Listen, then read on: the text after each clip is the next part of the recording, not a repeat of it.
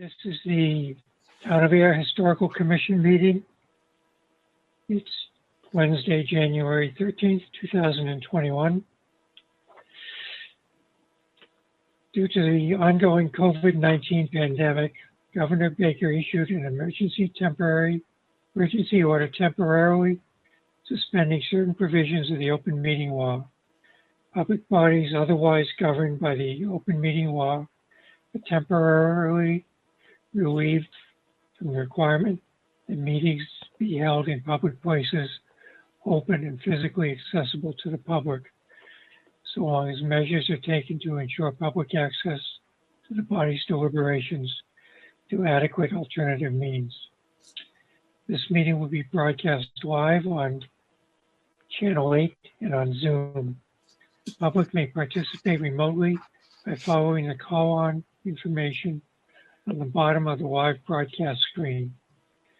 For the Zoom meeting information relating to remote participation, contact Cindy Knox, IT Director at cknox@ayer.ma.us or 978-772-8252, or Carly Antonellis, Assistant Town Manager at atm@ayer.ma.us or 978-772-8220 prior to the meeting.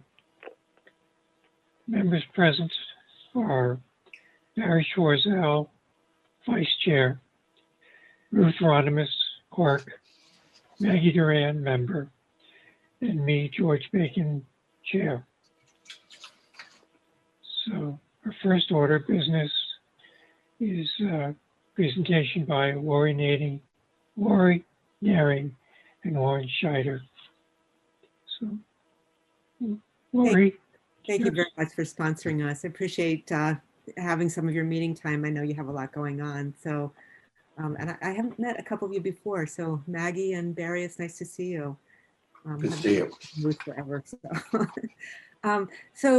We appreciate your time today. We've got some folks here from an organization called Silent Spring Institute.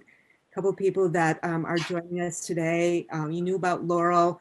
We also have June and Jenny, and they are new with Silent Spring and helping out with certain aspects of this. The purpose of us requesting a little bit of time is twofold. Mainly, we want to get your input and suggestions about historical research that we've been probing on our own to investigate possible sources of the contamination that's in the Ayer drinking water wells, which you probably are aware of. It's the PFAS contamination that is being addressed by our DPW department. We're working with Silent Spring to try to do a health research study that is beginning to unfold to determine if there are health effects because of the PFAS exposure. And what would be of great help and assistance in this study is to better understand where some of the sources, and one of the main sources happens to be firefighting foam that would have been used mainly from Fort Devens, but possibly also in that portion of Ayer. We know that PFAS has been found in both of our town wells, both at Speck Pond in lower levels and also at Grove Pond in much higher levels. And the Army has a lot of data on this. We're looking at the Army as well. And Ruth has also mentioned some things that have been helpful to me. But one of the things that's happening, it seems, is that the records are hard to come by. It seems that Fort Devens didn't keep any sort of chronological records. So we're basing a lot of this on looking for photographs, looking for articles in papers, and people's memories. And that's kind of where we are now. And so what we wanted to do is to give you a very brief overview of why we're doing this study, what it means, what the study is about, and then really focus on how you may be able to suggest to us resources that it might be people you recommend we speak to. It might be somebody's photograph album that they have going way back. It might be resources somewhere in the town that you're aware of that we're not. And so we're hoping you can help support that research. Do you have any questions before we give our brief presentations? It's a short PowerPoint. Any questions? No. Okay. So Laurel's going to show the Hi, Lori, you'll provide us with a copy of that because those of us who are telephoning in obviously won't see your PowerPoint.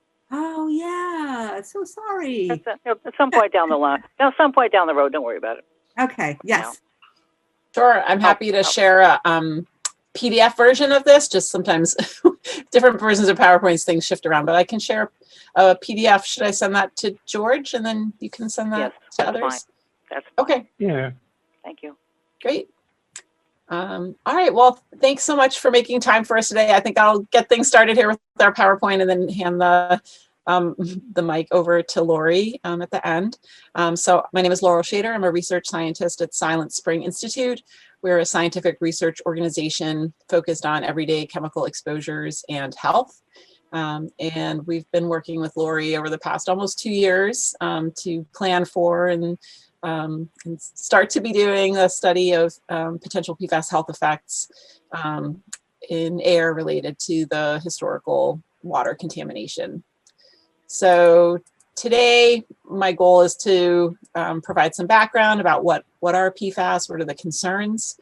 I'll talk a bit about our study, more broadly, the overall goals, what we're hoping to accomplish, and sort of the broader context, because our site is one of several across the country. And then the goals for our historical reconstruction of past PFAS contamination sources that might be continuing to affect the air water supply or affected in the past. So PFAS is an acronym. It stands for per and polyfluoroalkyl substances, which is a long, kind of complicated name. But what you need to know is that this is a class of over 9,000 different chemicals and polymers. They're a family of chemicals that are very resistant to degradation. They've been called forever chemicals because they don't break down once they get out into the environment. And they've been used in consumer products since the 1950s. So even though people generally haven't necessarily heard about PFAS as an acronym, they're very familiar with products that contain PFAS. But it's really just been in the last 5 or 10 years that they've emerged as a really important class of drinking water contaminants. I don't know if you saw the film Dark Waters with Mark Ruffalo and Anne Hathaway. It was about a community in West Virginia that experienced PFAS contamination from a DuPont facility. And one of the stars of the film, in addition to the actors, was this chemical called C8 or PFOA. And this is just one of the 9,000 different PFAS chemicals. This is one that's been found pretty frequently in drinking water and in people. So PFAS are really common in our everyday environment. They're in things like Teflon, Gore-Tex, Scotchgard, Stainmaster. Think of Gore-Tex jackets or Teflon pans. They're in a lot of grease-proof food packaging, like microwave popcorn bags. They're in certain types of dental floss, paints, and the list of products that contain them. I'm always learning new ones. The most recent ones I learned were guitar strings and rock climbing ropes. So, did you want to say something, Laura? I didn't know about the rock climbing rope. Yeah, there's always something new. So, so these have been a part of our sort of daily environment for a long time, but we hadn't really been aware of them as environmental contaminants until the early 2000s. The EPA hasn't done a whole lot on PFAS yet. There are no federal drinking water standards, although the EPA has issued guidelines for 2 PFAS chemicals. Some states, including Massachusetts, have taken matters into their own hands and established their own standards and guidelines. So just this past October, Massachusetts finalized a new drinking water standard. It's one of the strictest in the country, and it restricts the total amount of 6 different PFAS chemicals to 20 parts per trillion. We're used to regulating contaminants at the parts per million or parts per billion level. So the fact that we're concerned about these low levels reflects concerns that low levels can be harmful to people's health. Ayer is not alone in having to address PFAS in their drinking water. The Environmental Working Group has put this map together of different locations where PFAS have been found in drinking water or military sites or other contamination sites. They've estimated over 2,000 contaminated sites in nearly every state. And they've estimated that over 200 million Americans have some level of PFAS in their drinking water. And it's actually around the world. It's not just US. It's a worldwide problem. Absolutely. So PFAS are common in our environment. They are extremely long-lived chemicals, so it's not surprising that people also have been exposed to them. And testing by the Centers for Disease Control and Prevention has shown that over 99% of Americans have some level of PFAS in their blood. This is concerning because PFAS have been linked to a wide range of health effects, including elevated cholesterol, effects on the thyroid, certain types of cancer like kidney and testicular cancer, changes in liver enzymes, and effects on the immune system. And people are thinking a lot about immune systems and vaccines of late with the pandemic.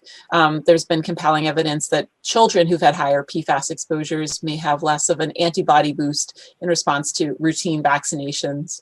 And one thing that we hope to be able to address through our research is what the implications might be for COVID, both in terms of people's sensitivity, as well as the effectiveness of the COVID vaccination.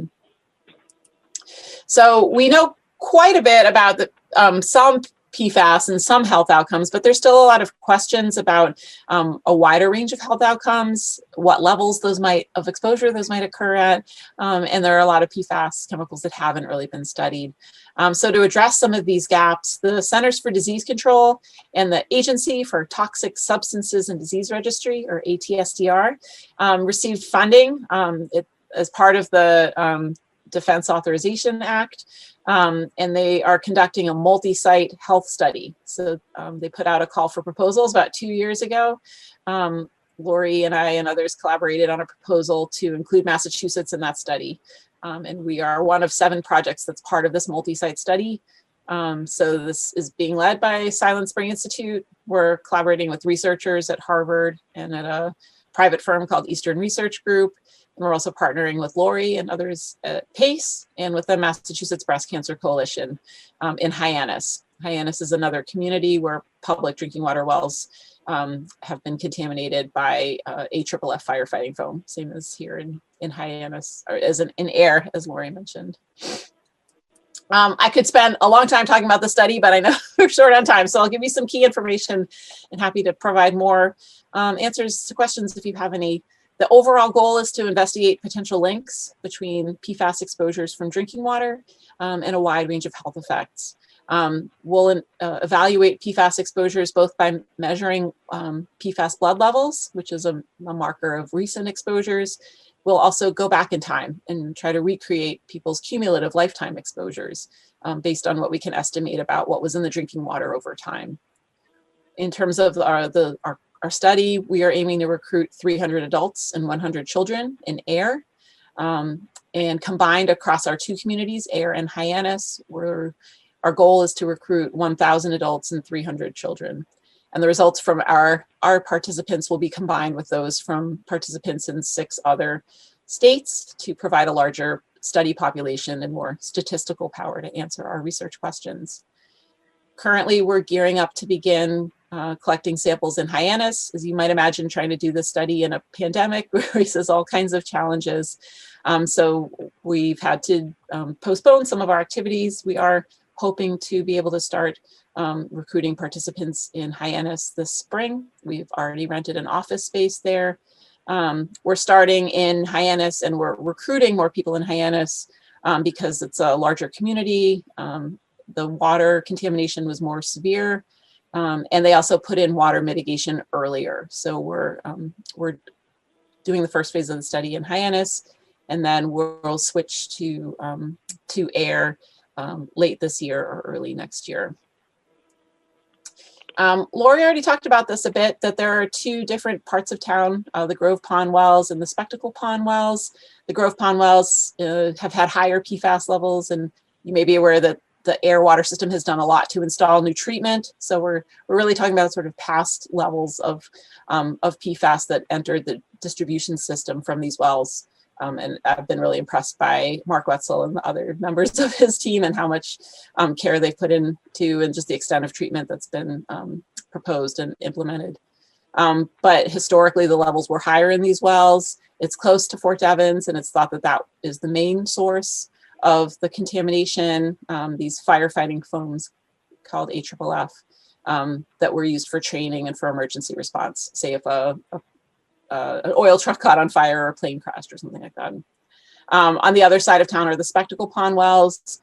They had lower levels of PFAS. They're not connected to Fort Devens. And we don't know yet what the sources of contamination are. There was a fire at a tire recycling facility. I think that was in 2010. That could be a source. There's a National Grid site there, a landfill. But we're still learning more about what those sources might be. And this is part of why we're here today, is to gather more information about past sources. The Ayer Department of Public Works has been really helpful to help us think about how we might model variations in PFAS levels in the past in the water distribution system. You just might be interested to know that depending on where people lived within the water system, they may have had different levels of PFAS in their drinking water. So this is some modeling work that Dan helped us out with from Ayer DPW.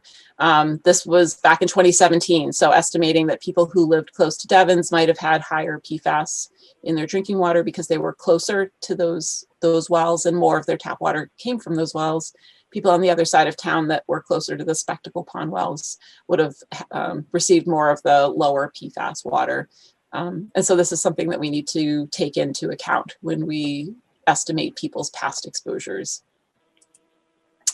And this is a close-up of the Fort Devens site. This is the Grove Pond well field. This red dot here is one of the public wells. So this is an area that had a large warehouse fire in 1990. This is where firefighting exercises took place, and this was a vehicle maintenance site. And so these are the most likely suspects of where the PFAS have entered the Grove Pond well. There might be others that we're not aware of yet. So I think I'm going to hand this over to Lori. I don't know if you have anything more to say about this or if you want to talk about the historical research you've been doing. Yeah, I wanted to just, can you go to the next slide? So these are the things we've already learned about. You may remember that the Devens recycling plant had a huge fire. They did use PFAS there, and we know that this is one of the sources of PFAS. And so we will be able to certainly take that into our modeling considerations. And the next couple of slides, go to the next one. These are articles I have already been able to obtain through some of the research I did, database research. So nothing where I'm physically looking through things, but we were able to pull these up through various databases with support of Tufts University. The tannery actually burned twice. I'm sure you know about the fire in, I think it was 62, but it apparently burned again in the 70s, 1970. The remaining building caught on fire again. And so it's possible that that's a source. And the next slide. And I would just add one thing as we're thinking about which fires or which sources we're most concerned about for firefighting foams. We don't know exactly when PFAS started to be used in foams, but we've heard 1970s is the earliest. Yeah. So if there are earlier fires, like in the 1960s or earlier, we wouldn't necessarily need to take those into account, but starting in 1970, I think it would make sense for us to put that information together. Yeah. And a couple of other articles. Where we're kind of stuck right now is because the records don't seem to be very good. We have yet to prove that. We're kind of depending on people's memories. And one of our thoughts is if we go through, Ruth, you pointed out the Devens dispatch at the Devens Museum. So one of our thoughts is to more carefully go through all the years of that to help kind of trigger people's memories. And so that's one thing we're considering, but we're also wondering then if you have, as I said, other suggestions on resources we can go to, whether they be people or physical sources that you're aware of. at this point. And I think we can probably, yeah, there we go. That's it. Yeah. So I can stop sharing my screen. I'll send you the slides so you have all our contact information. Okay. And we can, yeah, stop sharing the screen. And then I'd like to go back to the commission and see what questions you have and what suggestions you may have about other places we could try to outreach to. So any questions first? I presume they're still using PFAS in foam. Is that true? I'm sorry, George, I didn't hear all of that. Are they still using PFAS in the firefighting foam? Good question. No, they are not. PFAS foam is actually more expensive, quite a bit more expensive. And so the military justified the cost, actually all across the country, they justified the costs until somewhere around 2010 or so, maybe 12. And then they started substituting, and we need to find more information about when they stopped. I've been told that Ayer actually never used it except in very rare occasions where they really needed to use it because it's so expensive. And one thing that occurred to us is that maybe Harvard could afford it. So the town of Harvard may have been incorporating PFAS foam. It is more effective. It works better than regular firefighting foam when you're putting out an oil or gas fire. So, you know, places, that's why the military use it. It's a better kind of foam. Yeah. If I could just add on to what Lori said. So as I mentioned, PFAS is a large family of chemicals. And I didn't get into all the details of it. There are some that are called long chain PFAS that have been phased out of use and are no longer made in the US or in Europe. And then they've been replaced in people's infinite wisdom with other PFAS chemicals that have their short chain or there's some variation. They're still really persistent. They're still raise some of the same health concerns. So I'd say there's been a shift rather than kind of a like not using PFAS in foam anymore, where you're right. I think the long chain stopped being used. I don't know exactly what year, but that's kind of the right time frame, around 2010, give or take a few years. But a lot of foam still has PFAS in it, just short chain or other PFAS. Depending on what you're talking about, like with DoD, there's a military specification, and this might be less relevant for Devon specifically because it's not necessarily used. I don't know how much there might be sort of ongoing use of firefighting foam since it's not an active military base anymore, but the military requires the use of foam that contains PFAS, even though there are fluorine-free foams that are fairly effective as well and are widely used in other countries. There have been shifts where the military has stopped using the foam for training, like they'll just train with water and they'll only use the PFAS-containing foam for a real fire. I didn't know that. Okay. Any other questions? So you're Any looking for suggestions? possible sources of the PFAS contamination historically? And Yes. are you also looking for like a trend in health effects in people and air? That's what the study will be doing. Yes. What we're looking for from you folks is in order to find where PFAS was used, we know that one of the major uses was in big fires, especially like the tire recycling facility. They needed to use foam to put out that kind of fire. The Devon's recycling plant, they needed to use a lot of foam to put out that kind of fire. If it's a house fire, they oftentimes don't need foam. So we were hoping that you may know of historical files somewhere, or maybe somebody in town who's has personal interest in keeping track of historic fires, and we could go and interview people. So. Have we talked about with the Brendan fire Hurley at the marshal? fire station? Talk to who at the fire station? I was going to suggest Brendan Hurley too. Oh, okay. What, the name, please? Brendan Hurley. He is the archivist, if you want to say, of all the historical fire apparatus and fires in there. Aha. He's a Yeah, he's guy. also really good with military history too, especially around this area. Is he a current firefighter? Yeah, he actually lives around the corner from me on Home Street. On Holmes. Okay. And Hurley is Hurley? Yeah. That's Okay. correct. That's exactly the kind of thing we're looking for. And he, I know he did I think it was for a thesis on fire was the tannery fire. Ah, So, okay. Have you gone to the state fire marshal's office? Do they have records? No, I don't know about that. Tell me about that. I just know when we have a big fire somewhere, fire marshal usually shows up, so they may have some records. So it's the fire marshal's office? Yeah, yeah. Where's that? Do you know where it is? I think it's in Check with Stone. fire.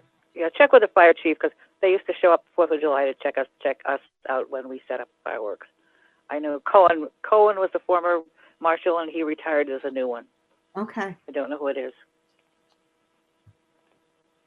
Yeah, maybe the other way of getting at this is if we could find the budget records, purchasing orders, and the budgetary information, we may be able to discern like how much was bought each year. And we don't know how to find that information. Yeah, that's probably something they throw out after 7 years. It might be. Would Zelda Morse library have anything that you think might be helpful? Are you following what's going on with her stuff? Mhm. oh, No, so we the wanted to go in one- and take a look at it. I'm sorry, two people at the We same. wanted to go in and take a look at it, but we haven't gotten in there yet. Okay. It looked like you were trying to do some sort of inventories or Yeah. like in the past year. Yeah, we haven't done it though. Okay. especially now with the pandemic. Yeah. I had another question. Lori and I haven't really talked about this so much. Like trying to understand these historical fires is really helpful and important. I know in other areas there have been like historical businesses as well that might have used PFAS. They might still be there or they might not be there anymore. Again, because these chemicals are so persistent, it could, there could be a like a chrome plating facility. Like PFAS are just used in a lot of things. So I was wondering if there's any, like we can understand what kind of current businesses there are. There's state records of that, but thinking back for like older businesses that might have used PFAS in one way or another, where might that kind of information be? Sure. Oh, there's a big toxic plot of land where the dry cleaner used to be.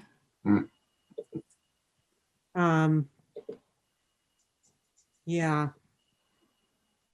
Yeah, where the video store was.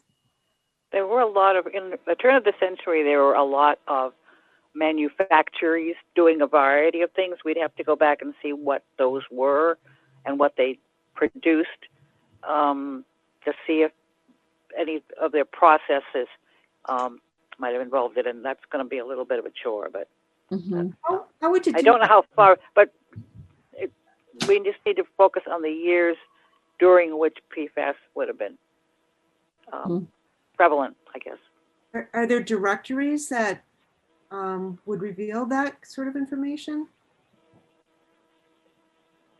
The information is around. It's not compiled in any go to a single source Okay. directory.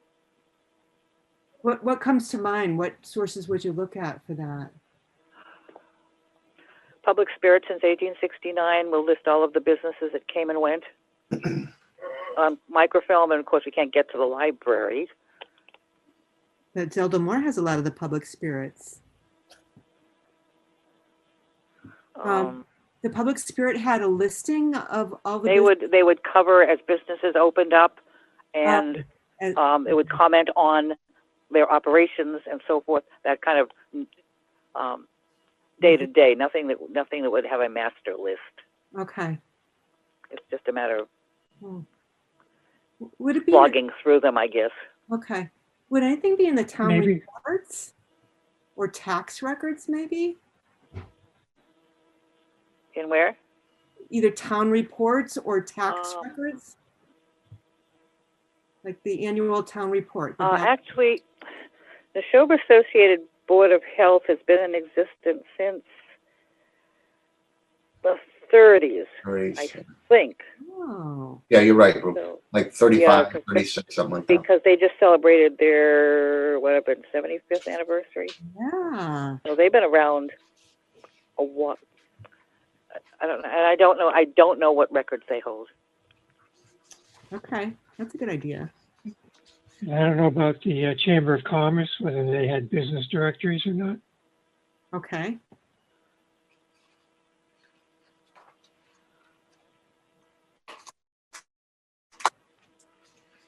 Can you think of any other individual names of people we could talk to who, they're old timers? Calvin Moore. Calvin, yep, good idea.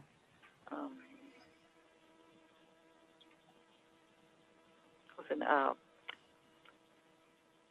Wallace. Barry, help me. Wallace Oh. on Main. What's that? Don Wallace. Donald Wallace on East Main Street. Wallace? Don Wallace. He's Don. on East Main Street. He has, yeah.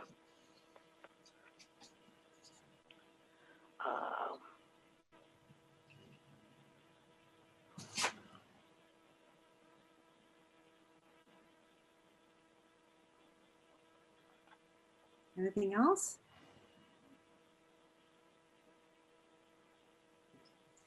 I can't think of anything. George? No, I have nothing more. Yeah, I Okay. can't think of off the top of my head, but who else would be able to help?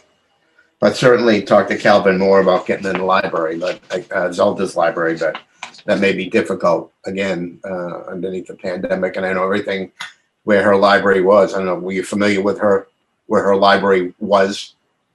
Well, last I knew it was in the Moore building. Well, yes, that's correct, but it was in her office. And since her passing, all that was moved to another part of the building. It's still in there, but it's a different part of the building. But certainly Calvin is the guy to talk to. Okay. And I don't know what the access is right now with the pandemic. Yeah, I understand. Okay. Well, we Maybe try- really appreciate your thoughts and your time, and you all have access to my email, George. I know you do. So if you think of anything else or come across something, if you could please just shoot us an email or get in touch with us, we'd really appreciate it. It would help us a great deal. We want to do a good job on the study. It's a national study with really international implications on how much PFAS is really affecting people.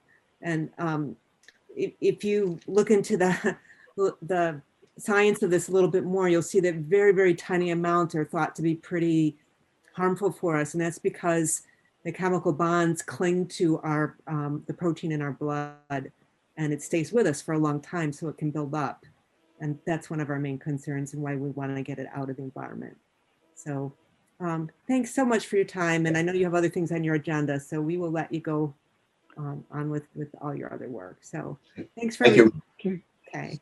One last name I thought of would be the retired fire chief, Paul Philibrown. I'm sorry. What was his name again? Paul Philibrown. Paul. Yep. Paul Brown. Got it. Good idea. And actually probably Chief Pedrazi, because he has firefighters in his family, I think, also. Good idea, Ruth. Okay. If you think of anything else, let me know. And we'll send you that PowerPoint. All right. Thank you very much. Thank you. you. Really appreciate your time today. Thanks. Thanks. All right. All right. Okay. Our next item, committee reports. Community Yeah. Preservation Committee. Yeah, I was not there. Had some family matters, but I do have the minutes. And as far as the Sandy Pond School Association, I had gotten the response, not my response, but if you've all looked at the agreement, the CPC grant agreement between the town and Sandy Pond School Association, it said that IRV doesn't object to the 25% of the grant money being withheld until the historic preservation restriction is put together. But he would also like to add a provision in there.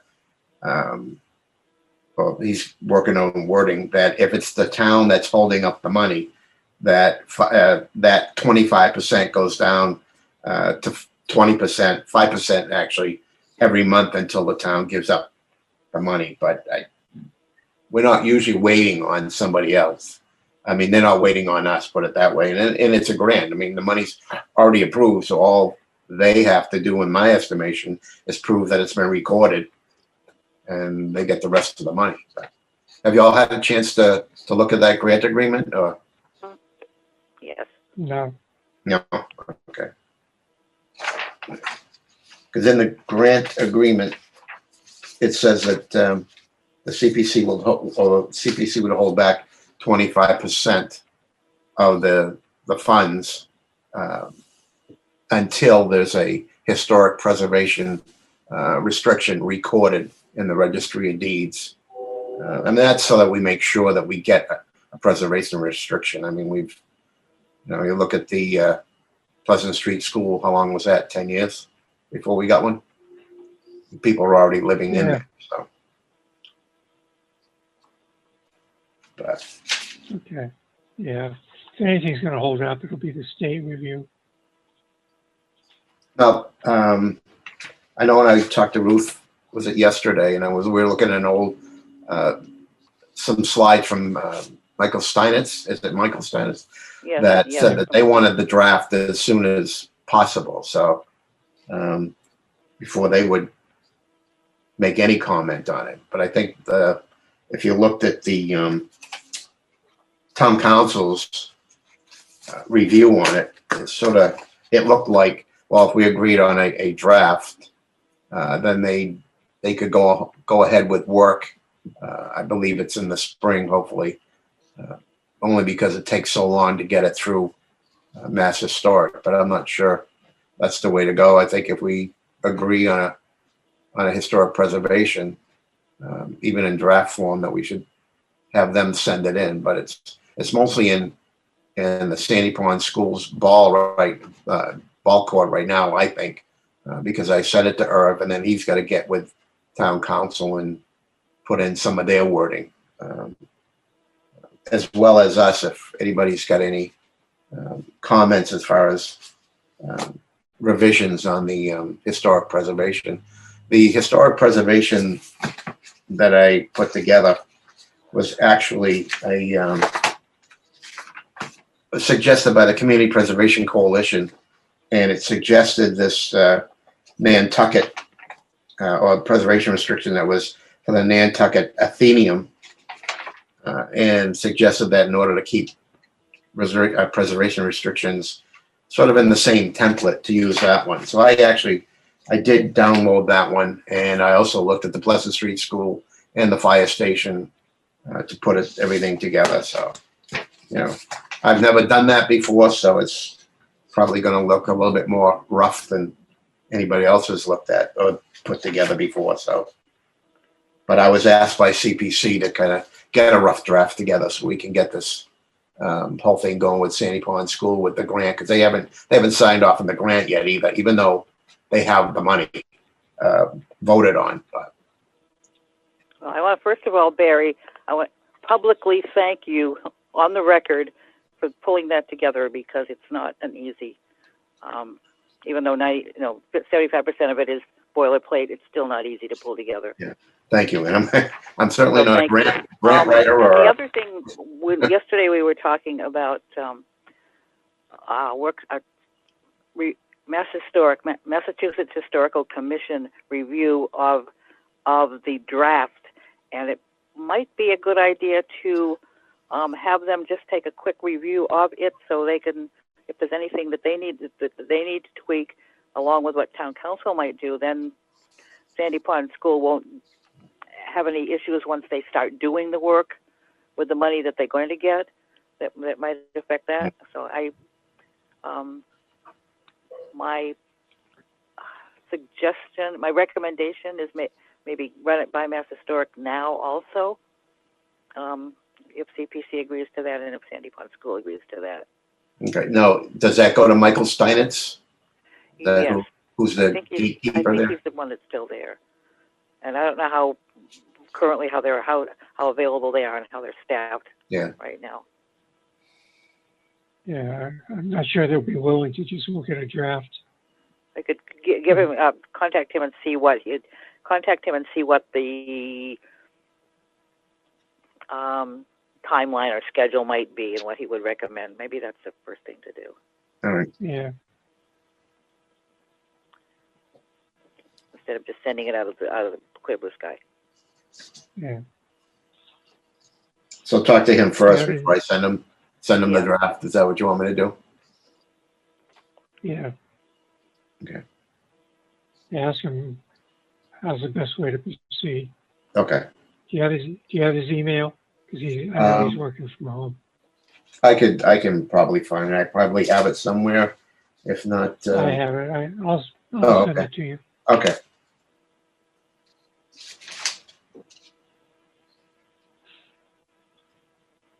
Yeah. Okay.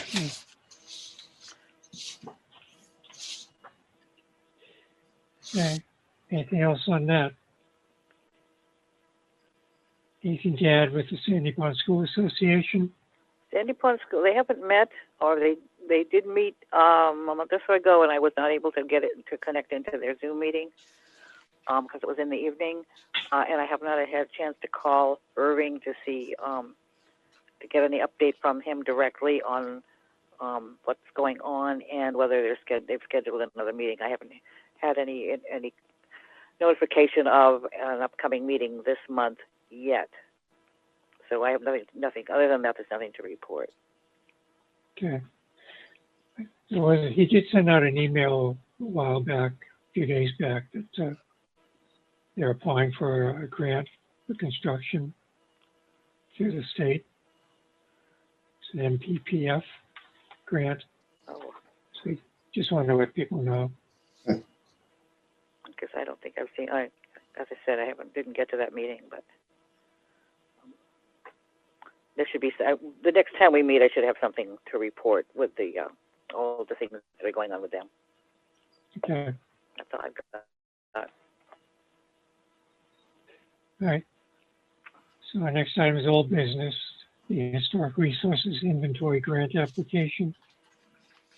Yeah, for the historical resources. I mean, I've got all kinds of stuff here that I printed up the list from Macros, all the Form Bs, and I just have to go by the Form Bs that we have, and then we'll look at the Sanford, which was 2003, I think you said, and Eileen's to see what the difference is there. What was interesting is I think I mentioned to you about where we'd like to stand for our video, and I mentioned the old historic train depot. Well, that didn't make either one of those studies, so I thought that would be, that was interesting that it didn't even come about, and that was built in 1844. So I'll add that that's to my the list. standing. So I've got a running list also. I'll add it to that. Okay. now the grant application, that's due when now? February 8th. February 8th. Okay. I'm going to try to have all this information done by this weekend. Okay. Yeah, we need to have a list so we can put together a budget so we know how much we need. Yeah, I'll have that.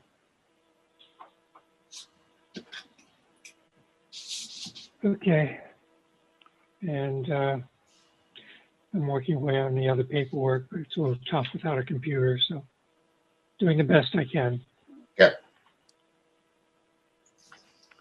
New business. There's the request from Alan to make a short video for the sesquicentennial. Mm.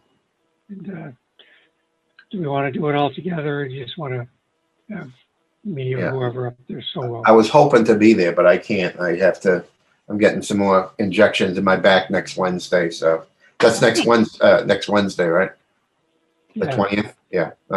yeah, 8 o'clock in the morning, I'm gonna be getting stabbed again. So, unfortunately, I wanted to be there because I thought it'd be fun.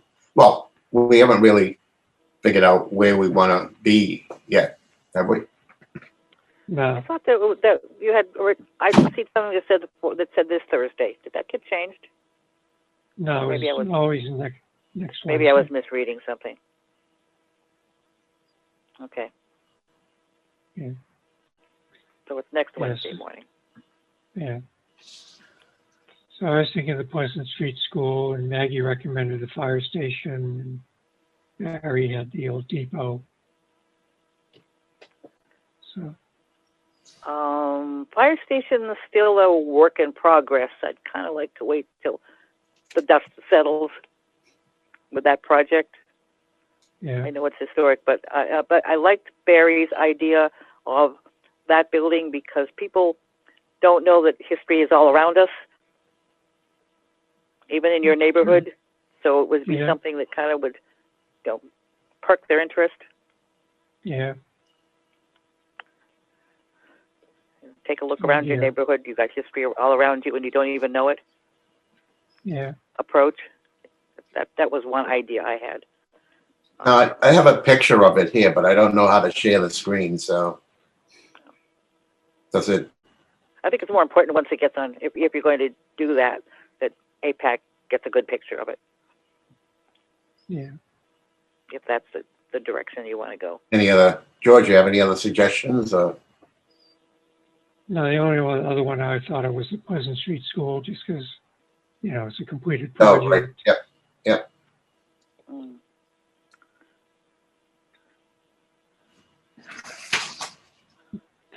I wonder if Alan can find someone else who could, or find someone, feature it by have someone else talk about it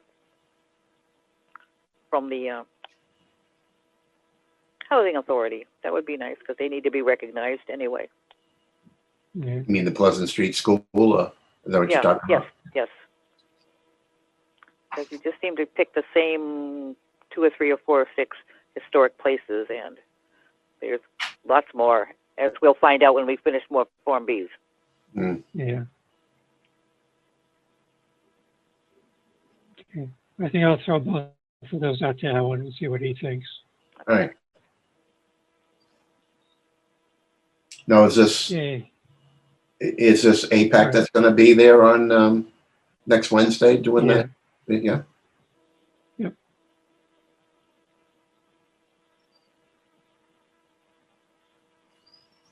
All right. I don't have anything else.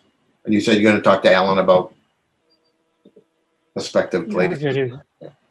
Yeah, I'll see what he thinks, and we'll decide on one or the other. Okay. Sounds good. I don't have anything else. Actually. Does anybody else have any other new business? Not for me. No. Okay. Just want to jump back to the inventory for a minute. Mm-hmm. The application calls for signature by a legally authorized individual. I'm not quite sure what that means, but just to be sure, I think we should probably take a vote. That so can I have a motion that the commission submit the grant application with the chair authorized to sign on its behalf? I'll make the motion to submit the grant application to Mass Historical Commission, signature by the chair. Is there a second? I'll second it. Okay, moved by Ruth, seconded by Barry. We do a roll call vote. Barry, how do you vote? Aye. Ruth, how do you vote? Aye. Maggie, how do you vote? Aye. And chair votes aye. Okay. The only other thing that came up, Maggie said that after this month, that you can't meet before 7 p.m. Is that right? Yeah, I start my class at the end of the month. Okay. Is that going to be a problem for you, Ruth? It could be right now because I have to go off site to call in, and the facility that I'm using closes at 5:30. So Okay. I can't be in the building at 7. But maybe we'll. All right. Well, It's certainly not a problem for me, but okay. We'll have to work that out before the Yeah. next meeting. Right. Yeah. Okay. Do we want to plan a meeting on the usual second Wednesday? sure. Sure. Let's try to stay with that pattern. All right. And I suggest anybody has comments on the preservation restrictions, send them to Barry. Yep. Directly. And maybe we can have them all And together by the next meeting. what I didn't do, and I know Ruth had mentioned that, is I'll start making sure I start dating the updates so we know what we're looking. And I didn't give that a thought in the beginning, but I only have one, so yeah, I'll be dating them so we can keep track of the most recent ones. Okay. So, there's nothing else? No. Make a motion, we adjourn. Motion to adjourn. Okay. I'll make a motion, we adjourn. Is there a second? Second. Made by Barry, seconded by Ruth. Barry, how do you vote? How about aye? Ruth, how do you vote? Aye. Maggie, how do you vote? Aye. Chair votes aye. All right. Thank you very much.